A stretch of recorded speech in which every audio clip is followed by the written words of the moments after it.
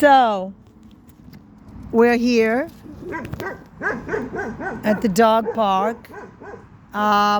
Unfortunately, there's nobody here. I don't know, all the dogs went to sleep.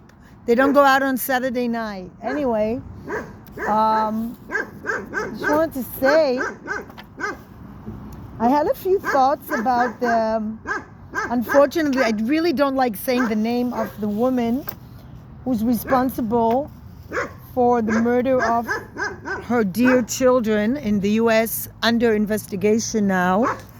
I mean, there's a court case, and it's just, I was just listening to her, this guy, Chad's sister-in-law talking, and what I find shocking is the amount of violence in America, and in the same time, the amount of religious cults in America, and on top of this churches that are like making so much money, brainwashing people, and how easily people believe all sorts of stupid ideas, and how anybody without two brain cells can convince people to come and gather and tell them crazy stories about doomsday or whatever.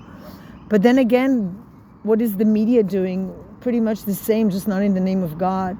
So it was actually in the news that Israel, like a meteor hit the earth. So who knows, maybe the world will end. But it's so stupid to kind of convince people you have a direct line to God. And you know what really kills me?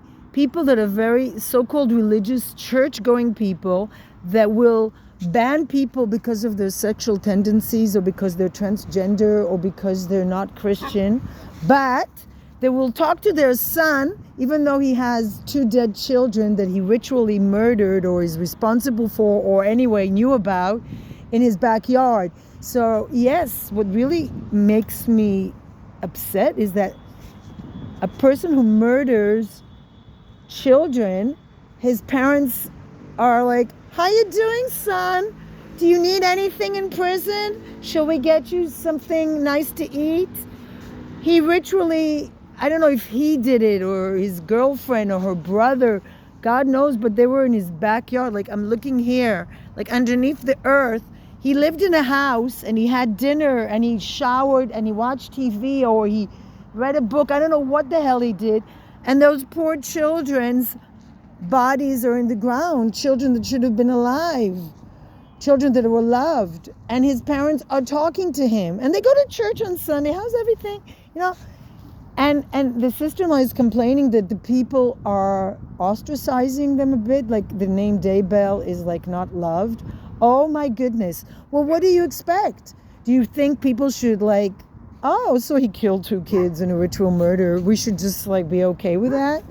So there's something deeply disturbing about the religious hypocrisy everywhere, but in America especially, because I can't even begin to imagine anyone doing anything as disgusting and horrible. Although, you know, when you're dead, but still torturing children. I mean, it's just, now we're going to have Holocaust Memorial Day, and I think the worst things and the worst part of it is, of course, the fate of the children.